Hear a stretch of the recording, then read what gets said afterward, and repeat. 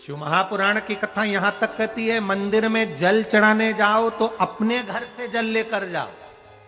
मंदिर में तो बाल्टी भरकर रखा रहता है, लोटा भी रखा रहता है, कलश भी रखा रहता है।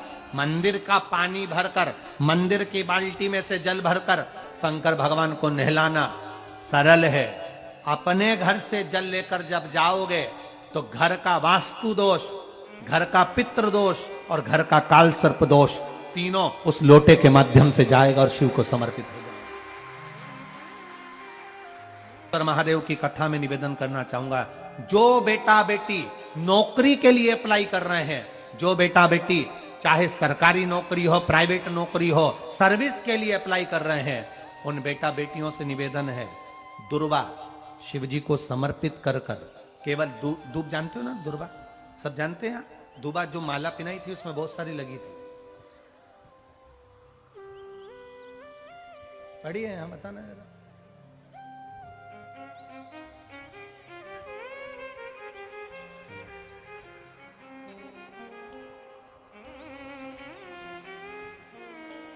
दुर्वा, जो बेटा बेटी सर्विस के लिए अप्लाई कर रहे हैं, तुम मेहनत करो, पढ़ाई करो, खूब पढ़ो, खूब तैयारी करो, अच्छे से तैयारी करो। जितनी मेहनत तुमने पूर्व में करी उससे दुगनी मेहनत तुम करो उस नौकरी को पाने के लिए। और साथ में जब एग्जाम के लिए जाओ, कहीं इंटरव्यू देने के लिए जाओ, दुर्वा शिव जी को, इस दुर्वा का जो डंडी का मुख है ये अशोक सुंदरी वाली जगह, फिर समझ लीजिए जैसे ये शिवलिंग, ये गोल जलाधारी, यहां से पानी नीचे गिरता है, बीच में अशोक सुंदरी का स्थान होता है। तो ये जो दुर्वा हम चढ़ाएंगे तो इसका डंडी का मुख शिवलिंग के ऊपर चढ़ाएंगे, तो ये शिवलिंग पर डंडी की जो भाग है वो अशोक सुंदरी की ओर हो गया और ये भाग इस ओर हो गया।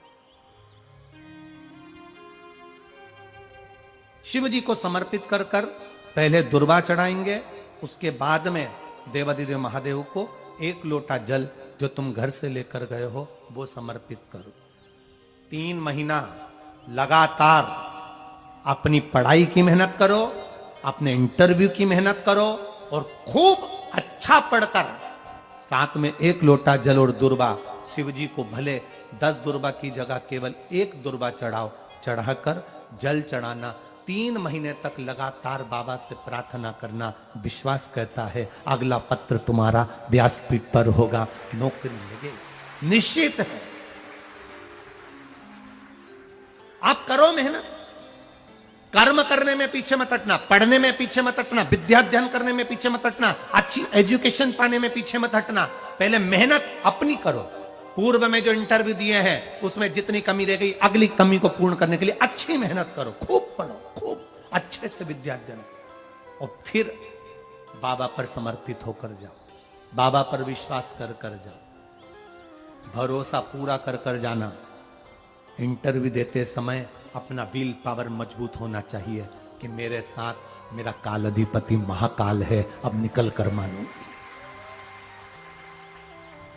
हम दुकान खोलते हैं, कपड़े की दुकान खोल रहे हैं, किराने की दुकान खोल रहे हैं, लोहे की दुकान खोल रहे हैं, भंगार की दुकान खोल रहा है, किराना की दुकान खोल रहा है, पान की दुकान खोल रहा है। हम दुकान खोलते हैं पर दुकान खोलने से पहले तुम्हारे 2 मन हो जाते हैं, चलेगी कि नहीं चलेगी, खोल तो लूंगी, चलेगी कि नहीं चलेगी। जिस दिन तुम दुकान खोलो 1 महीने पहले, 2 महीने पहले, 3 महीने पहले बाबा को दुर्वा चढ़ाकर एक लोटा जल चढ़ाकर नियम बनाकर जाना, 3 महीने बाद में दुकान खोल रही हूं, 2 महीने बाद में दुकान खोल रही हूं और मेरा विश्वास कहता है दुकान चलेगी। जिस दिन तुमने विचार कर लिया कि दुकान चलेगी कि नहीं चलेगी तो वो नहीं चलेगी। जिस दिन तुमने विचार कर लिया कि दुकान खोल रही हूं, मेहनत करूंगी, दिल से करूंगी, भले मेरे पास ज्यादा माल नहीं है, जितना माल खरीद के लाऊंगी उतना बेच कर बताऊंगी क्योंकि मेरे साथ काल अधिपति महाकाल है, तो वो चलेगी। विश्वास दृढ़ करो, भरोसा पक्का करो। जिस दिन तुम्हारा विश्वास दृढ़ हो गया उस दिन तुम विजय हो गए, उस दिन तुम आनंदता में हो गए। बच्चों का विल पावर कमजोर हो रहा है, दोस्त कह देते हैं सीए की पढ़ाई बहुत कठिन है, इंजीनियरिंग की पढ़ाई बहुत कठिन है, डॉक्टर की पढ़ाई बहुत कठिन है। साथ वाले ऐसे मत ढूंढना जो तुम्हारा विल पावर कमजोर कर दे। ये वाली फैक्ट्री खोलेंगे तो हो सकता है नुकसान हो जाए, इसलिए ये फैक्ट्री खोलने का मन नहीं हो रहा है। फैक्ट्री का सेटअप जम गया, सब कुछ जम गया, और मालूम पड़े, विचार करा कौन चलाएगा, कैसे होगा, कैसे चलेगी, तो वो फैक्ट्री कभी नहीं चलेगी। तुमने सोच लिया कि अपने क्षेत्र में नहीं है, मेहनत करूंगा, चार चांद लगाऊंगा,